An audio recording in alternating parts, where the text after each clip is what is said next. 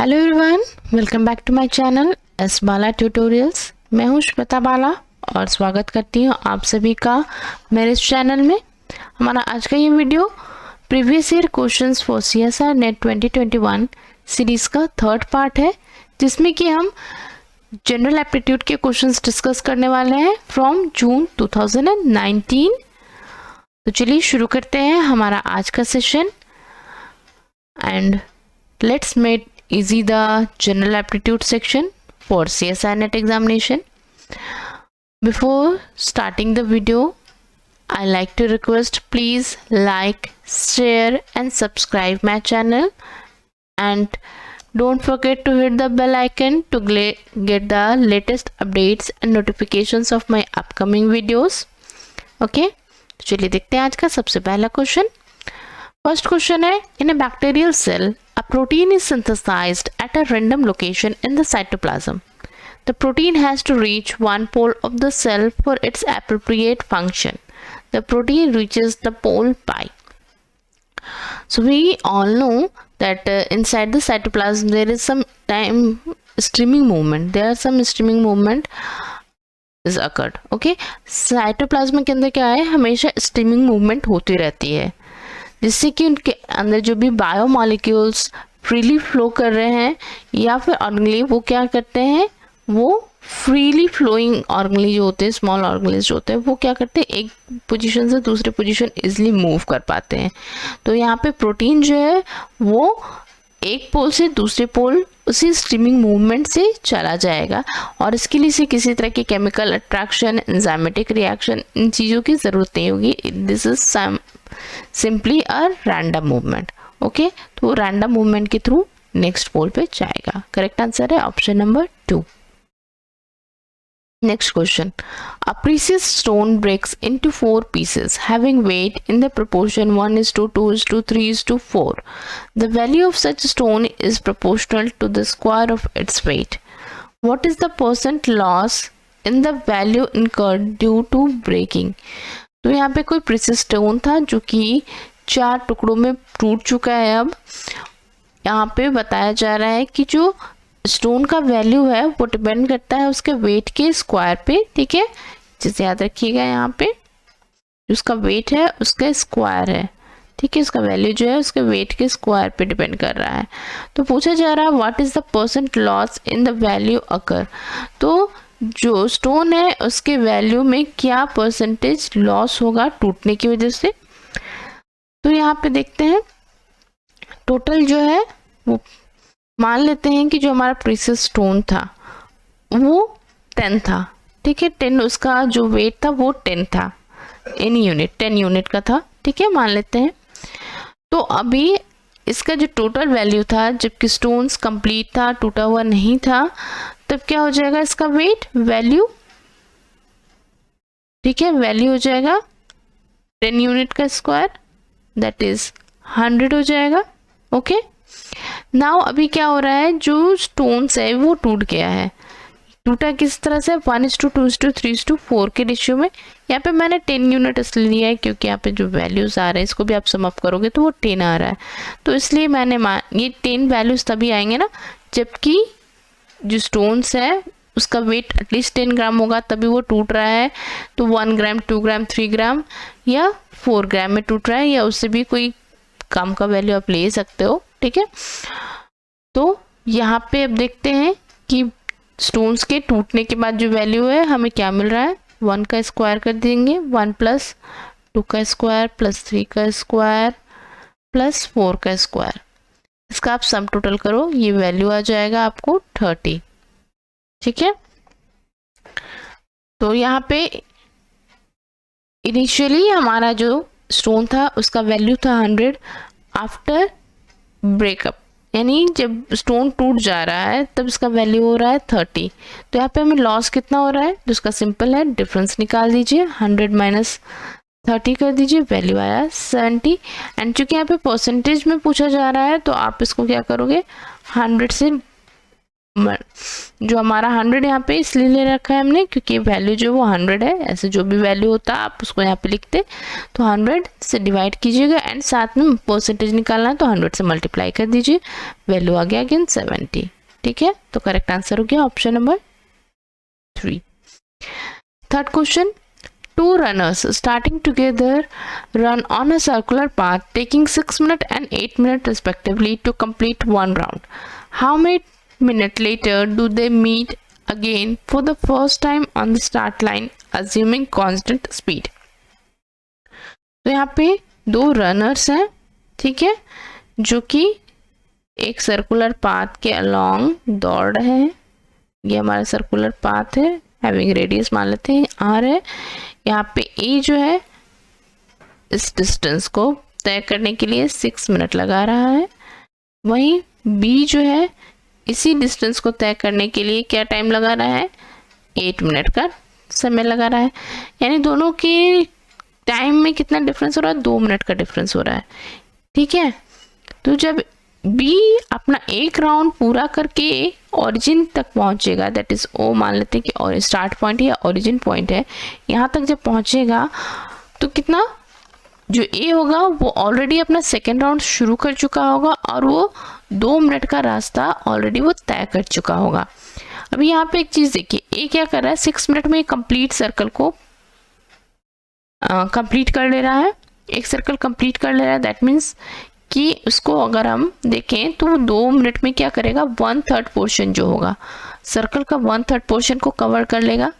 ठीक है, ओके, ये 1/3 पोर्शन कवर हो जाएगा जब ए जो है बी स्टार्ट पॉइंट पे अपना एक सर्कल पूरा करके पहुंचेगा। तब तक ए जो होगा वो अपने सेकेंड राउंड का 1/3 पूरा कर लेगा। सिमिलरली सेकेंड राउंड में जब बी अपने स्टार्ट पॉइंट पे पहुंचा होगा इन सेकेंड राउंड, तो ए क्या किया रहेगा, अपना थर्ड राउंड शुरू कर चुका होगा और वो 4 मिनट की दूरी को तय कर लिया होगा।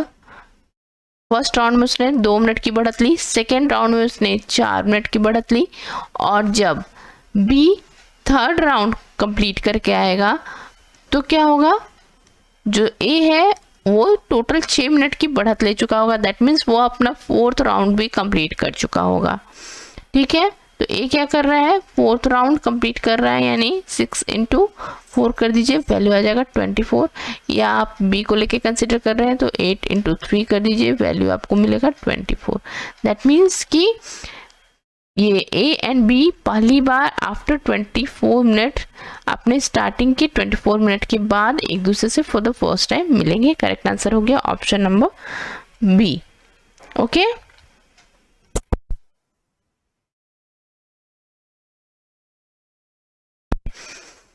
चलिए नेक्स्ट क्वेश्चन।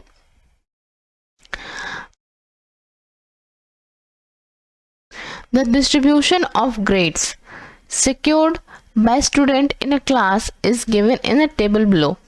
तो किसी क्लास में जो स्टूडेंट्स हैं उन्होंने कितने स्टूडेंट किस ग्रेड को सिक्योर कर रहा है उसका यहाँ पे फ्रैक्शनल वैल्यू दे रखा है। 0.1% जो है स्टूडेंट्स ने ग्रेड 1 लिया है, ग्रेड ए हासिल किए हैं, जबकि 0.4% जो स्टूडेंट्स हैं उन्होंने ग्रेड बी हासिल किया है। इस तरह से 0.3 सी ग्रेड और 0.2 जो है वो डी ग्रेड ले रहे हैं। तो पूछा जा रहा है what is the least possible population of the class, class का लीस्ट पॉसिबल पॉपुलेशन क्या हो सकता है। ठीक है, तो लीस्ट पॉसिबल हम 1 का निकाल लेते हैं। 0.1 का सबसे लीस्ट वैल्यू अगर आप निकालो तो क्या हो जाएगा, सबसे कम अगर आप कंसीडर कर रहे हो नंबर ऑफ पीपल तो वो 1 हो सकता है, 1 से कम नहीं ले सकते हैं हम। ठीक है, पॉपुलेशन के केस में अगर हम लेंगे तो एटलीस्ट 1 तो होना ही होना है, 1 से कम हम पॉपुलेशन कंसीडर नहीं कर सकते। तो अगर 0.1 का वैल्यू हम 1 ले रहे हैं तो इस हिसाब से 0.4 का वैल्यू क्या हो जाएगा, 4 हो जाएगा। 0.3 जिन्होंने सी ग्रेड लिया है उसका वैल्यू 3 और 0.2 जिन्होंने डी ग्रेड लिया है। तो इस तरह से ओवरऑल पॉपुलेशन क्लास का क्या हो जाएगा, मिनिमम लीस्ट पॉपुलेशन एटलीस्ट हो जाएगा 10। ठीक है, इस सबको आप जोड़ दो, वैल्यू आएगा 10 तो करेक्ट आंसर हो गया हमारा option number 4 10। Next question, the 9 numbers x1 x2 x3 up to x9 are in ascending order, यानी वो इंक्रीजिंग ऑर्डर में है, ठीक है, छोटे से बड़े के क्रम में। Their average m is strictly greater than all the first 8 number. Which of the following is true? इसमें से कौन सा जो स्टेटमेंट है वो सही है? देखिए सबसे पहला स्टेटमेंट, आप यहाँ पे क्या क्या रखा है कि जो x1 x2 x3 है, ठीक है, इसका एवरेज क्या हो रहा है, वो m हो रहा है। यहाँ पे ऑप्शंस में दे रखा है ना, यहाँ पे स्टेटमेंट में क्वेश्चन में दे रखा है कि जो एवरेज है वो m है। तो यहाँ पे x1 x2 x3 x9 and m का is the average of x1 x2 x3 up to x9 and xm is greater than m। तो ये वैल्यू क्या हो रहा है, इसका x1 x2 का वैल्यू जो एवरेज होगा वो m होगा, और m यानी m प्लस m का आप एवरेज निकालोगे तो क्या हो जाएगा, ये 2m/2, तो ये इक्वल टू m ही हो जाएगा। यहाँ पे क्या कर रहा है, is greater than m, so not possible, ये हो नहीं सकता। सेकेंड स्टेटमेंट में कह रहा है ये लेस देन m होगा, ये भी नहीं होगा। थर्ड स्टेटमेंट में कह रहा है इक्वल टू m। ओके, तो हम लोग इसको कंसिडर करते हैं। इसके साथ एक और स्टेटमेंट है, उसको भी देखते हैं। सेकेंड स्टेटमेंट कह रहा है एवरेज ऑफ x2, यहाँ पे x2 x3 से लिया जा रहा है, वो क्या होगा, ग्रेटर देन m होगा। तो इसको एक मैं एग्जांपल से देखिए समझाती हूँ आपको। मान लेते हैं कोई नंबर है 1 2 3 4, ठीक है, आप इन चारों को टोटल कीजिएगा तो क्या हो जाएगा, 3 3 6 प्लस 4 10, 10/4 कीजिए, क्या हो जाएगा 2.5 के आसपास का वैल्यू, ठीक है। अब इसमें से हम x1 यानी इस वैल्यू 1 को हटा देते हैं, तो बच गया हमारे पास क्या, x2 x3 x4 तक है। इसको आप टोटल कीजिएगा तो क्या हो जाएगा 5 + 4 9, 9 बाई कितना बच गया हमारे पास वैल्यू, 3 नंबर्स हैं, इसको 3 से आप निकाल लीजिए, आ गया वैल्यू 3। तो यस 3 इज ग्रेटर देन 2 होगा ना, 2.5 से अधिक है 3। ओके, तो हमारा जो सेकंड स्टेटमेंट था, ओके सॉरी, हमारा जो सेकंड स्टेटमेंट था that one is also correct. यहाँ पे जो सेकंड स्टेटमेंट कहा जा रहा है that is average of the x2 x3 x9 is greater than the m, तो ये भी सही होगा, यानी हमारा करेक्ट आंसर हो जाएगा option number 3। Moving to the next question, question number 6, which among the following diagram represents woman, mother and human being? Okay, इनमें से कौन सा डायग्राम है जो कि आपको रिप्रेजेंट कर रहा है woman, mother and human being. तो इनके बीच का रिलेशनशिप अगर हम देखेंगे, so all womens are human beings, ठीक है, एंड जितनी भी मदर्स हैं दे ऑल आर वुमन, यानी mother are the subset of woman and woman is the subset of human being, यानी मदर क्या होंगी, वुमन के अंडर में होंगी, एंड वुमेन जो आएंगी वो ह्यूमन बीइंग के अंडर में आएंगी, यानी 3 कंसेंट्रिक सर्कल्स हमें मिलेगा ऐसा आंसर। तो करेक्ट आंसर हो गया option number 1। Option number question number 7, a boy and a girl make the following statement of which at most one is correct. तो यहाँ पे एक बॉय है और एक गर्ल है जो कुछ स्टेटमेंट्स दे रहे हैं जिनमें से किसी एक का ही स्टेटमेंट सही माना जा सकता है, ठीक है। तो ऑप्शन देखते हैं, स्टेटमेंट कह रहा है, पहला स्टेटमेंट है the one in the white shirt says I am girl, and the statement 2 में कह रहा है the one in the blue shirt says I am boy. तो इन दोनों स्टेटमेंट को पढ़ने से आपको क्या लग रहा है, either both the statement are true और either both the statement are false, या तो दोनों ही सही बोल रहे हैं कि जो व्हाइट शर्ट में वो गर्ल है और ब्लू शर्ट वाला बॉय है, या फिर वो झूठ बोल रहे होंगे। इन दैट केस तो व्हाइट शर्ट वाला बॉय हो जाएगा और ब्लू शर्ट वाली गर्ल हो जाएगी, ठीक है। तो इस हिसाब से यहाँ पे कुछ इंटरफेरेंस हमें दिए गए हैं, हमें पता करना है कि करेक्ट क्या होगा। तो यहाँ पे ऑप्शन नंबर 1 कह रहा है statement 1 is correct but statement 2 is incorrect, तो ये नहीं हो सकता है। Statement 2 is correct but statement 1 is incorrect है, नो। थर्ड ऑप्शन कह रहा है both the statement 1 and 2 are incorrect, ये हम मान सकते हैं बिकॉज वहाँ क्वेश्चन में भी दे रखा है कि किसी एक का ही सही माना जा सकता है। ठीक है, तो यहाँ पॉसिबिलिटीज है कि दोनों ही झूठ बोल रहे हो, दोनों का स्टेटमेंट गलत है, तो करेक्ट आंसर हो जाएगा option number 3। Next question, how many quadrilaterals does the following figure have, इस फिगर के अंदर कितने क्वाड्रिलेटरल्स हैं। तो देखिए यहाँ पे सबसे पहले हम लोग देखते हैं, स्मॉल बॉक्सेस को काउंट कीजिए, 1 2 3 4 5 6 एंड 7। ठीक है, 7 स्मॉल बॉक्सेस है हमारे पास। अब इन स्मॉल बॉक्सेस को छोड़ दीजिए, तो देखिए ये एक, ये दो, ठीक है, इसी तरह दो दो बॉक्सेस का हम लोग देख लेते हैं। टोटल क्या है, हॉरिजॉन्टल लाइन में 4 क्वाड्रिलेटरल्स बन रहे हैं। ठीक है,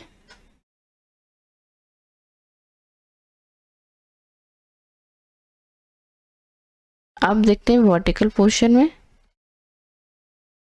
तो वर्टिकली देखिए फिर से अगेन, ये बॉक्स 1, ये बॉक्स 2, ये 3 और ये 4। अगेन हमें वर्टिकली भी 4 क्वाड्रिलेटरल्स मिलेंगे। ठीक है, अभी हमने दो दो बॉक्स लिया था, अभी हम यहाँ पे क्या कर सकते हैं, 3 बॉक्स को एक साथ मिला करके एक क्वाड्रिलेटरल बना सकते हैं। 2 4 6 जो है, इसको अगर हम लोग एक साथ मिला दें तो ये भी एक क्वाड्रिलेटरल बनेगा। सिमिलरली 3 4 एंड 5 भी एक क्वाड्रिलेटरल का फॉर्मेशन कर रहा है। ओके, तो इसको देखिए, ये एक क्वाड्रिलेटरल हो गया हमारा और ये एक क्वाड्रिलेटरल हो गया। ठीक है, इसके अलावा और देखिए ये जो हमारा स्क्वायर था, ये भी तो एक क्वाड्रिलेटरल होगा ना, जो बिगर वन फॉर्म हो रहा है, ये भी तो एक क्वाड्रिलेटरल है हमारा। सिमिलरली यहाँ पे भी एक स्क्वायर बन रहा है, इन चारों बॉक्सेस को मिला के ये भी एक क्वाड्रिलेटरल है ना। तो यहाँ पे +4 कर दीजिए, सॉरी +2 कर दीजिए, टोटल वैल्यू का सम अप कीजिए। 7 + 4 + 4 + 2 + 2, 2 2 4 4 8 8 4 12 एंड 12 और 7 19 हो जाएगा। तो correct answer is option number 3। Okay, 19 is the correct value.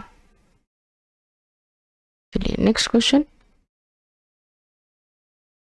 12 balls, each of the color red, green, blue and yellow are put in a box and mixed. If 3 random balls are picked without replacement, the probability that all the 3 balls are of the same color, तीनों ही balls same colour की होंगी, इसकी probability क्या होगी, ये आपको बताना है।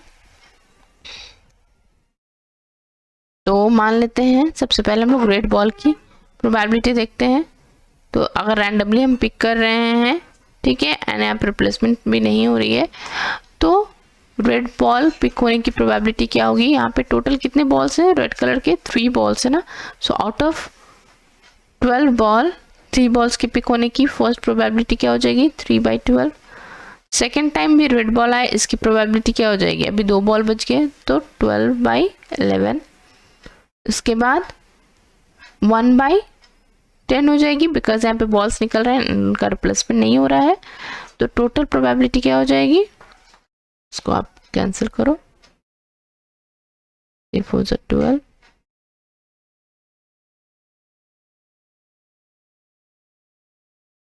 तो 1/22 हो जाएगा।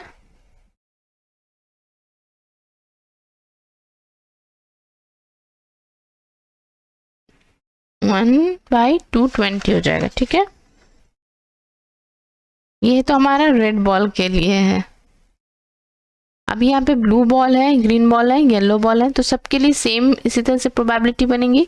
This one is for the red one, plus हम कर देते हैं probability for the blue one, blue ball के लिए प्रोबेबिलिटी, प्लस कर दीजिए ग्रीन बॉल के लिए प्रोबेबिलिटी, प्लस येलो बॉल के लिए। ठीक है,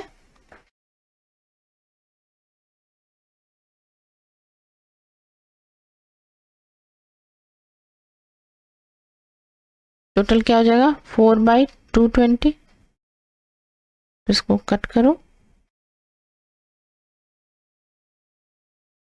वैल्यू आ जाएगा 1/55। करेक्ट आंसर हो जाएगा ऑप्शन नंबर 4। तो रैंडमली पिक होने की प्रोबेबिलिटी क्या हो जाएगी 1/55। Answer is 4th। Next question, some aliens observe the rooster call before sunrise every day, having no other information about the roosters and the sunrises. Which of the following interference would not be valid? ठीक है, इनमें से कौन सा interference valid नहीं होगा, हमें ये बताना है। तो कुछ एलियंस हैं जिन्होंने क्या देखा कि रूस्टर जो है वो कॉल दे रहा है बिफोर द सनराइजिंग, तो इससे उन्होंने क्या इंटरप्रिटेट किया हमें बताना है, और इसमें से कौन सा इंटरप्रिटेशन जो है उनका वो वैलिड नहीं हो सकता।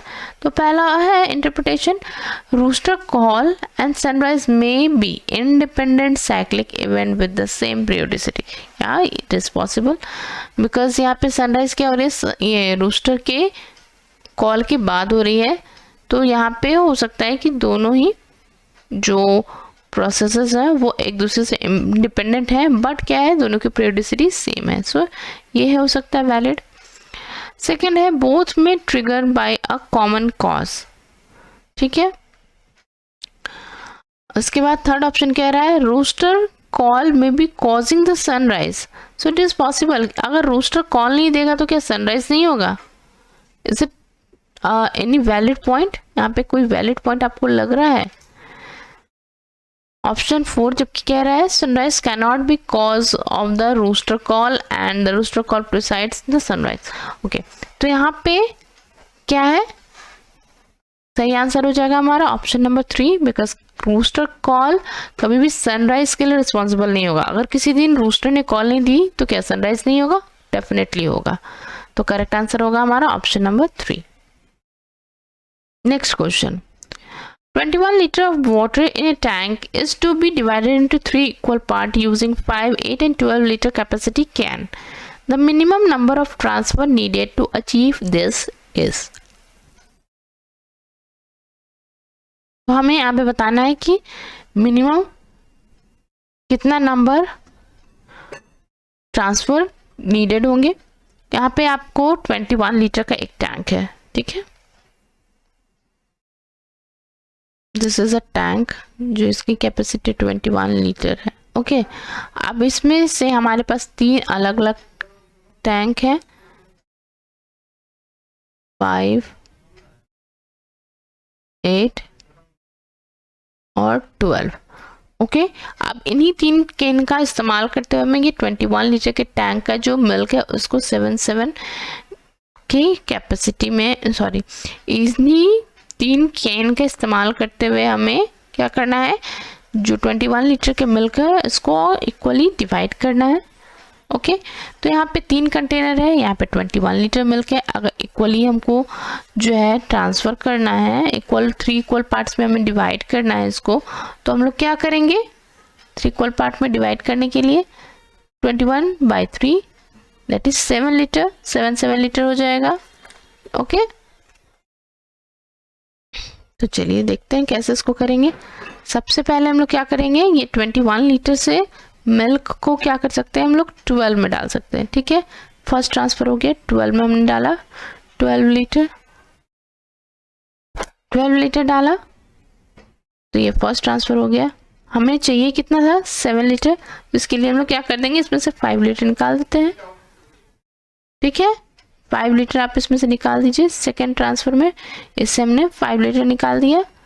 इसमें कितना रह गया हमारे पास, अभी रिमेनिंग आपने 5 लीटर को माइनस कर दिया तो हमारे पास 7 लीटर बच गया। अब हमारे पास 14 लीटर रिमेनिंग है, जिसमें कि 5 लीटर एक छोटे वाले कंटेनर में है, और रेस्ट जो है, रेस्ट कितना यहाँ पे बच रहा है हमारे पास, 2 लीटर मोर बचेगा यहाँ पे। ओके, इसमें 2 लीटर और बचेगा मिल्क, क्लियर हो रहा है। यहाँ पे 21 था, 21 में से हमने 12 निकाल लिया है, तो देखिए इसके पास कितना बच गया,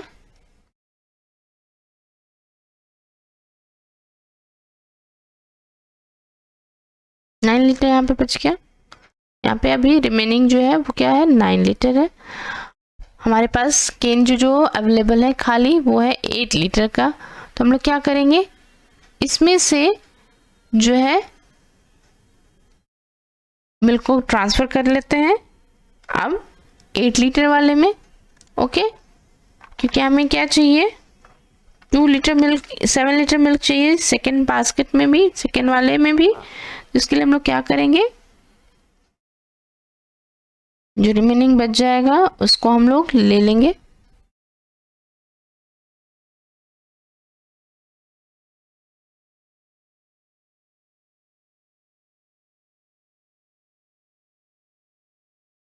यहाँ पे 8 लीटर इसमें से आप निकाल लेते हो।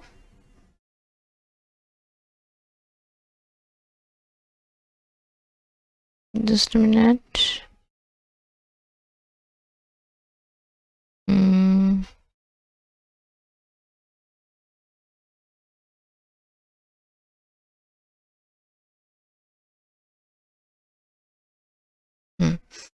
यहाँ पे एक सेकेंड देखिए, 1 सेकेंड, इसको मैं फिर से थोड़ा सा डिटेल करती हूँ।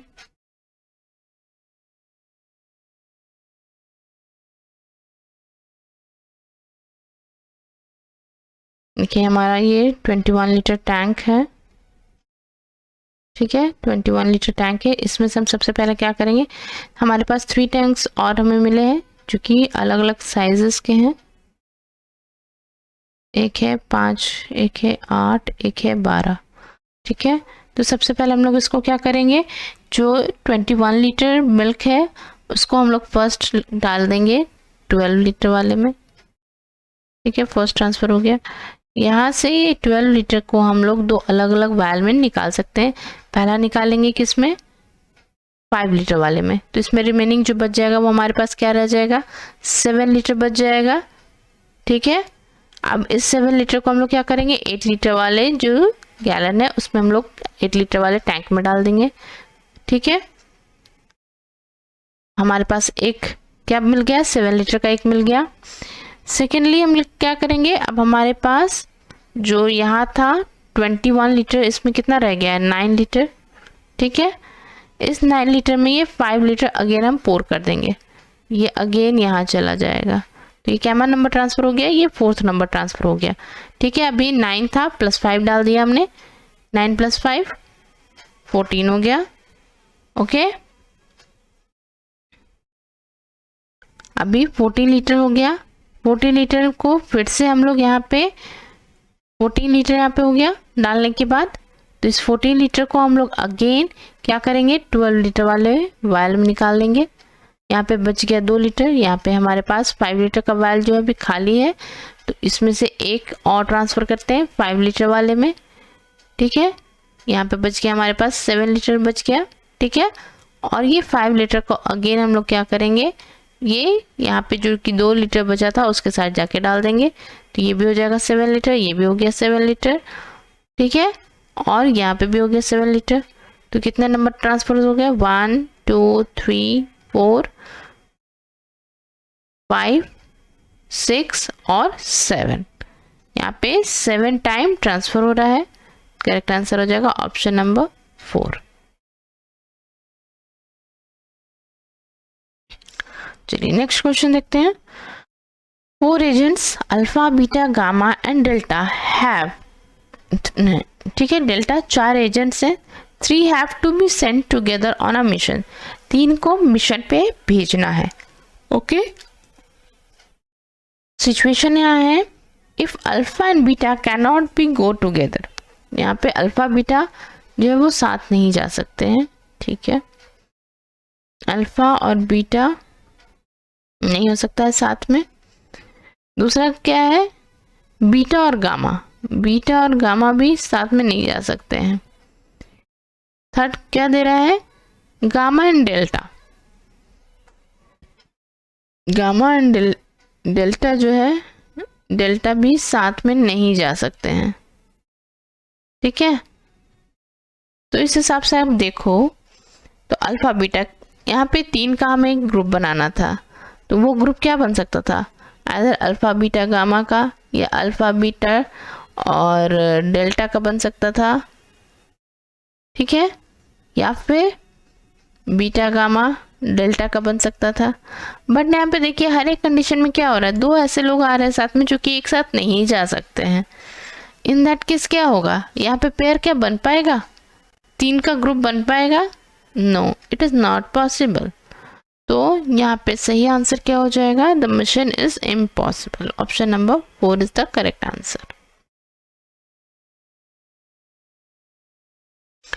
नेक्स्ट क्वेश्चन देखिए, क्वेश्चन नंबर 13 पूछ रहा है, an open rectangular box is made by excluding the 4 identical corner of a piece of paper as shown in the diagram and folding it along the dotted line। ये dotted line के along इसको हम लोग fold करते हैं। now the capacity of the box, ठीक है, box capacity क्या हो जाएगी, ओके देखिए बॉक्स का ये हमारा 10 सेंटीमीटर का है कंप्लीट, इसमें से okay sorry this is complete one is the 40 centimetre, this is 40 centimetre है और ये है हमारा 10 सेंटीमीटर का। तो इस हिसाब से देखिए ये लाइन जो यहाँ से कंप्लीट जा रहा है ये भी 40 सेंटीमीटर का होता, इसमें से हम क्या करेंगे 10 सेंटीमीटर इधर 10 सेंटीमीटर इधर माइनस कर देंगे तो टोटल क्या रह जाएगा 20 सेंटीमीटर। सिमिलरली इधर भी 40 है तो इसमें से 10 माइनस कीजिएगा, ये रह जाएगा 20 सेंटीमीटर। तो हमारा जो इनर साइड मिलेगा, इनर सरफेस एरिया जो मिलेगा ये 20 का मिलेगा, इसका एरिया आप निकाल दो 20 इंटू 20 कर दो। अभी ये क्या कर रहा है, एक रेक्टेंगुलर बॉक्स बन रहा है। रेक्टेंगुलर बॉक्स बनने का मतलब क्या है, ये स्ट्रक्चर किस तरह का होगा, कुछ ये एक क्यूबॉइड की तरह हो सकता है,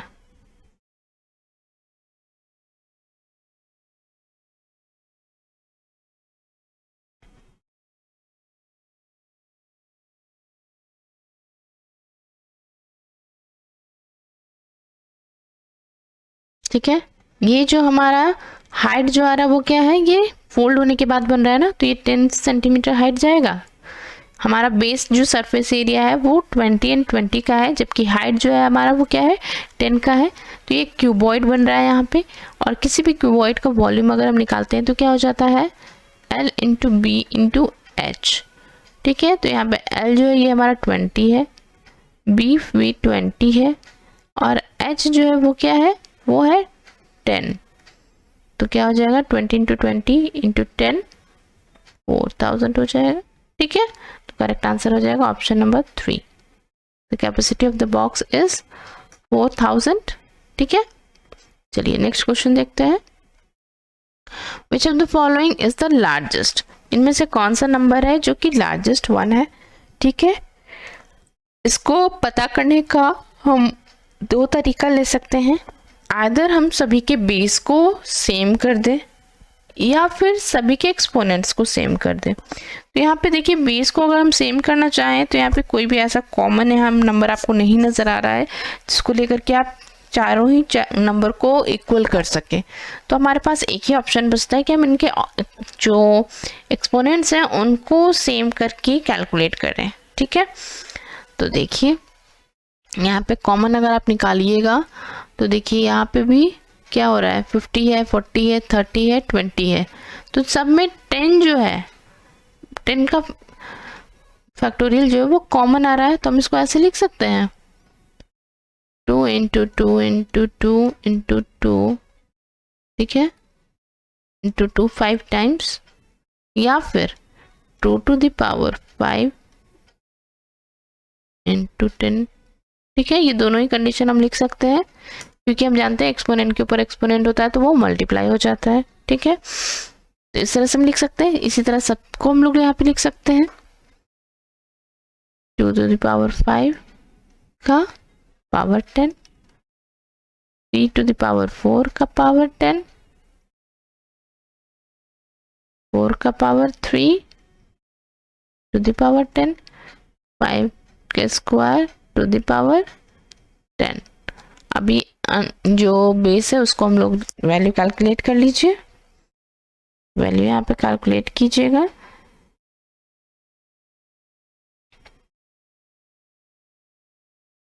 टू के लिए हो जाएगा 32। टू को 5 टाइम्स आप मल्टीप्लाई कीजिए। 2 टाइम 4, 4 टू ज़ा 8, 8 टू ज़ा 16, 16 टू ज़ा 32। ठीक है, 32 यहाँ पे 32 का पावर 10 हो जाएगा। नेक्स्ट नंबर है हमारा 3 टू द पावर 4। ठीक है, तो इसका वैल्यू हो जाएगा 81 टू द पावर 10। 64 हो जाएगा 4 के लिए, और 25 हो जाएगा इसके लिए। तो यहाँ से आप नंबर देख कर के पता कर सकते हैं कि सबसे लार्जेस्ट वन कौन होगा। 81 to the power 10, that is ये वैल्यू किसके लिए आ रहा है, 3 टू द पावर 40 के लिए। यानी करेक्ट आंसर हो जाएगा हमारा option number 2। Okay, 3 to the power 40।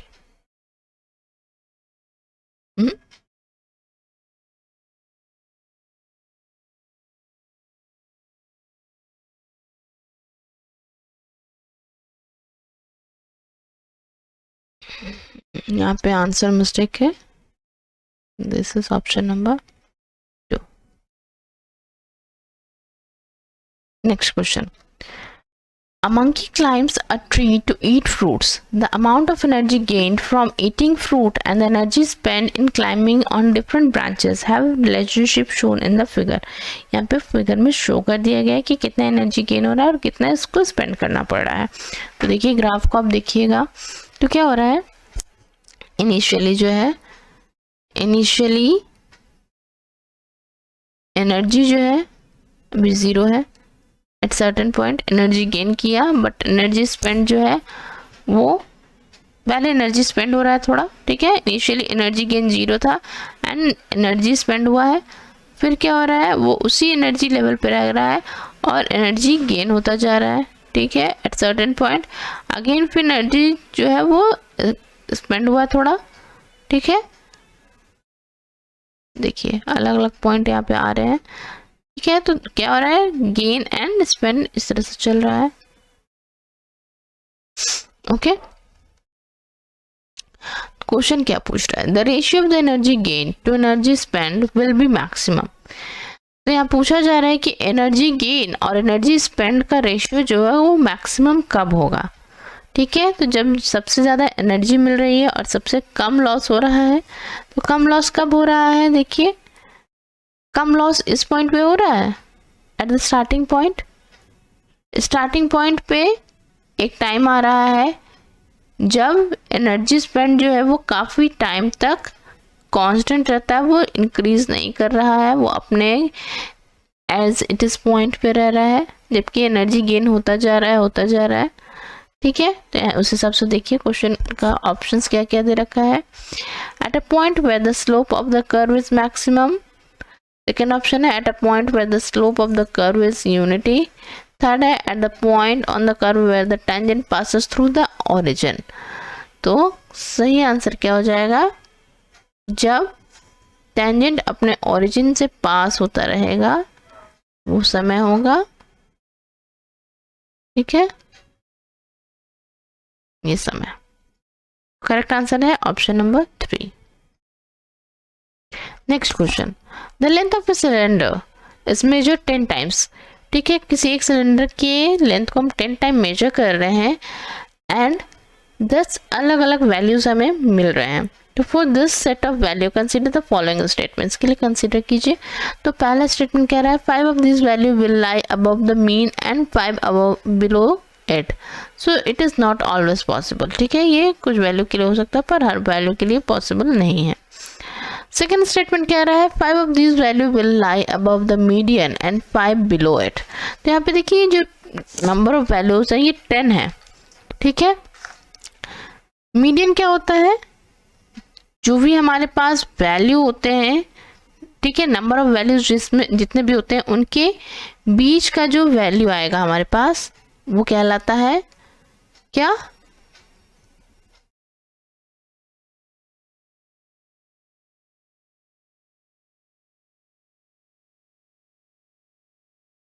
Okay तो 1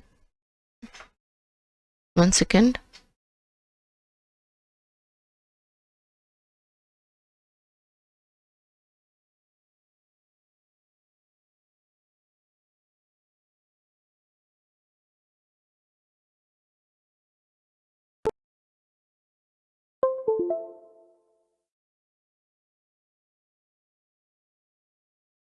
ओके, तो सेकेंड, मीडियन का मतलब क्या होता है?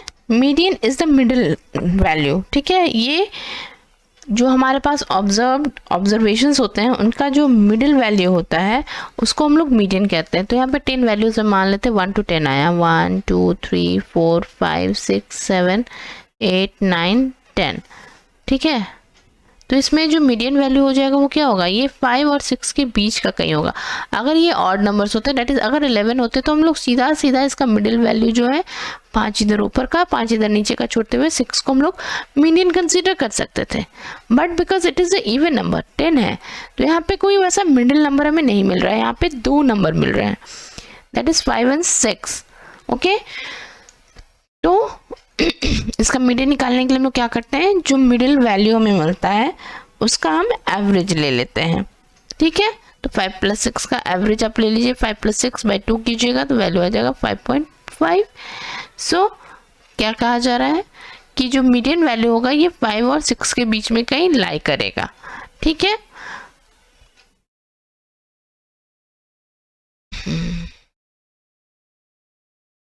ठीक है, ये 5 और 6 के बीच में कहीं वैल्यू करेगा लाई। तो ऑप्शन नंबर बी कह रहा है 5 of this value will lie above the median and 5 value lie below the median. So या इट इज ट्रू, क्योंकि आप देख रहे हैं ये 5 वैल्यूज जो हैं 1 to 5 ये मीडियन के ऊपर है एंड ये 5 नीचे जा रहे हैं, तो ये करेक्ट स्टेटमेंट है। सेकेंड देखते हैं option number C, at least 1 value will be lie above the mean. तो या ये पॉसिबल होगा, बिकॉज मीन जो होगा, जो हम वैल्यूज ले रहे हैं 10 तक या कोई भी हम वैल्यू लेते हैं, तो जो मीन का वैल्यू होगा हमेशा जो मैक्सिमम नंबर है उससे कम होगा, ठीक है। तो इस कंडीशन में एटलीस्ट एक वैल्यू तो ऐसा होगा ही जो कि मीन से अबव लाई कर रहा हो, ओके। तो इसलिए option number C is also the correct statement. अभी यहाँ पे हम डिफरेंट स्टेटमेंट जो ऑप्शंस हैं वो देखते हैं। देखिए हमारा कौन कौन सा स्टेटमेंट करेक्ट है, B and C is always correct.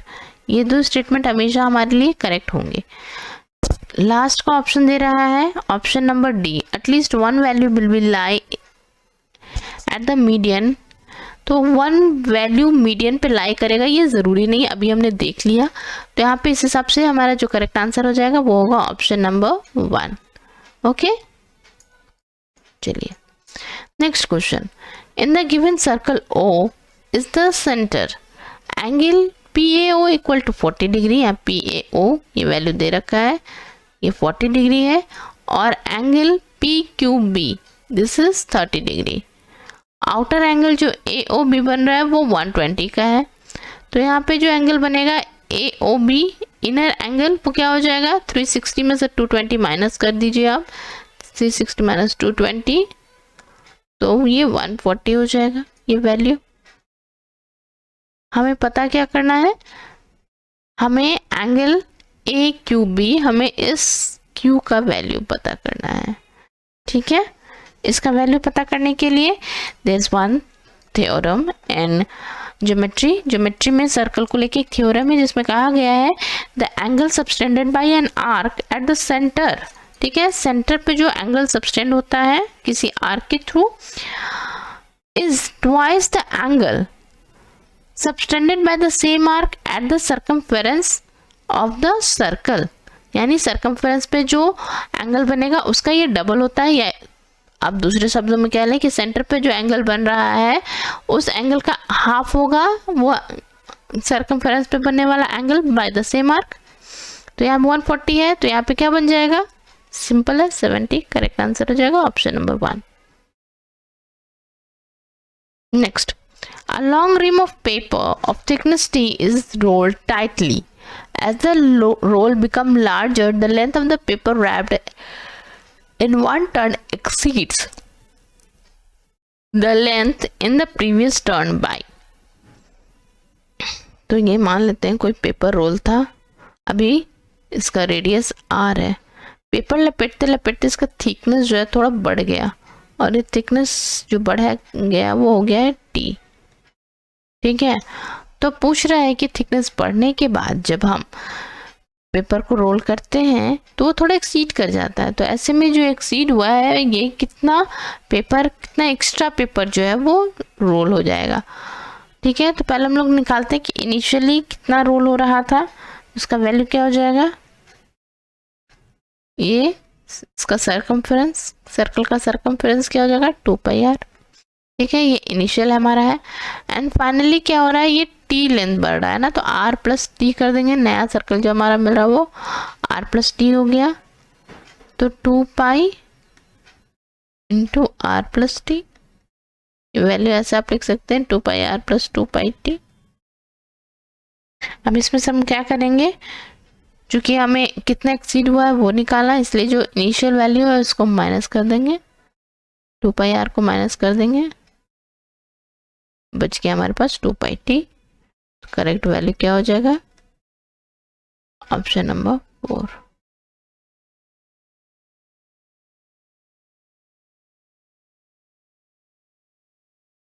Last question, point A on a wheel of radius r। ठीक है, कोई व्हील है a जिसपे कि एक पॉइंट है, ठीक है, point A on a wheel of radius r touches the horizontal plane at the point p। Point p पे वो टच कर रहा है, it roll without slipping till the point a is at the highest position in the first turn. What is the distance? Final distance हमें निकालना है a and p के बीच का, यानी हमें ये डिस्टेंस निकालना है। ठीक है, इसको निकालने का सबसे आसान तरीका देखिए, ये यहाँ से आप इसका रेडियस को जोड़ दीजिए। ठीक है, ये टोटल हो जाएगा 2r के बराबर, और ये डिस्टेंस जो है वो क्या हो रहा है, यहाँ से पोजीशन चेंज होके ये लोअर से अपर यानी अपोजिट पोल पे जा रहा है, तो ये कितना डिस्टेंस ट्रैवल किया होगा, ये हाफ सर्कल मूव किया होगा, हाफ सर्कल का पेरीमीटर क्या हो जाता है πr। ठीक है, हमें निकालना क्या है, ये AP, यहाँ पे आप देख रहे हैं एक राइट एंगल ट्रायंगल बन रहा है, पाइथागोरस थ्योरम अपनाइए और वैल्यू निकाल लेते हैं AP का। AP का फाइनल जो है उसका क्या हो जाएगा, AP इक्वल टू क्या हो जाएगा, अंडर रूट πr का स्क्वायर प्लस 2r का स्क्वायर। ठीक है, यहाँ पे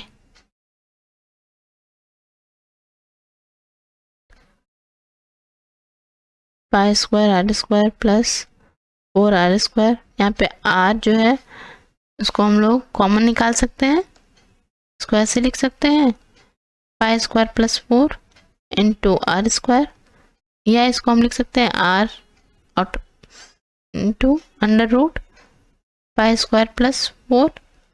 ठीक है, तो करेक्ट आंसर हो जाएगा हमारा option number 3। So that's all for today's session. I hope you all like my videos. For more queries and information, you can join me on Telegram. Okay, this is my Telegram channel. Okay, so thanks once again for watching my video.